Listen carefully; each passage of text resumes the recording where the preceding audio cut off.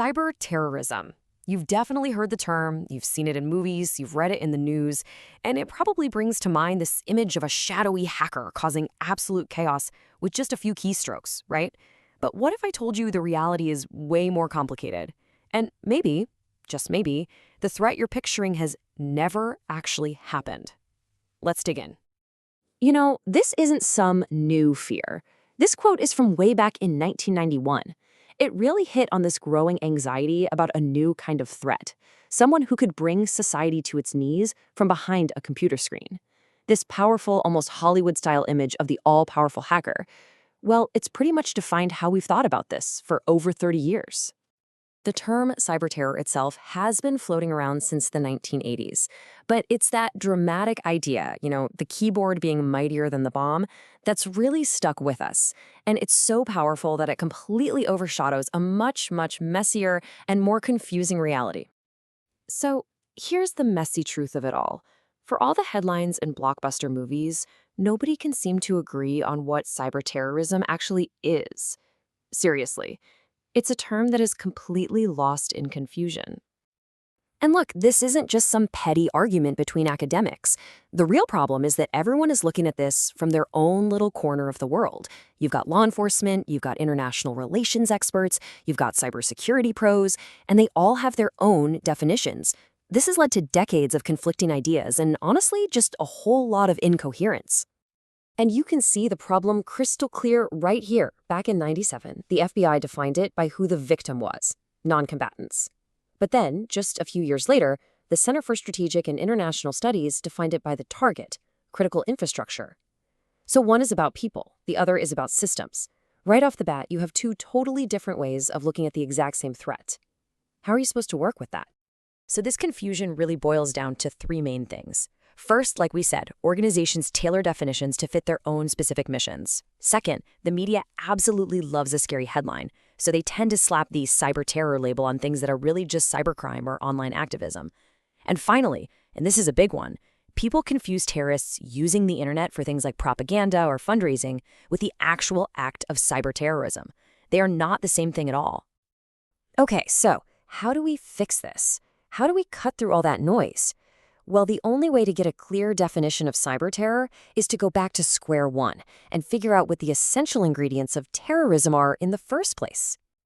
All right, according to our source material, there are 4 key questions we have to ask. First up, the legal context. Are we talking about an actual attack, or just the threat of one, or even just planning one? Second, the method. Is cyberspace the weapon being used, or is it the thing being attacked? Third, the objective. Is the whole point to cause violence and create widespread fear? And fourth, and maybe most importantly, the intent.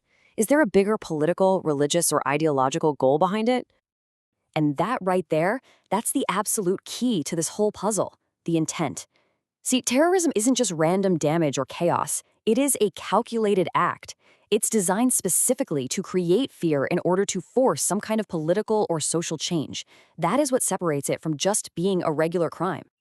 Okay, so now that we have our building blocks, we can finally put together a clear, useful definition.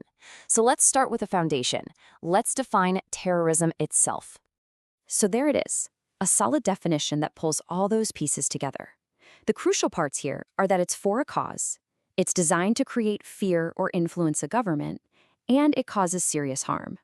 It's not just about the action, it's about the motivation and the devastating consequences. This is our starting point. All right, with that solid definition of terrorism locked in, we can add the final piece of the puzzle, the cyber element. And there we have it. Cyber terrorism is simply terrorism where the method, the weapon of choice, is digital. We're talking about messing with data, shutting down networks, or even taking control of physical systems using technology. What makes this definition so powerful is that it finally connects the how, the cyber attack, with the why, the terrorist intent, and the resulting harm. So, this all leads to the big burning question, doesn't it? Now that we have this super precise definition, this tool, what happens when we use it to look back at history? Has a true act of cyberterrorism ever actually happened? So let's just be absolutely clear. Using this strict, carefully built definition, has an act of pure cyberterrorism ever actually taken place? The answer, amazingly, is 0. A big, fat zero. That's right. According to the research, there has not been a single event in history that ticks all the boxes. Now, that's not to say there haven't been some close calls.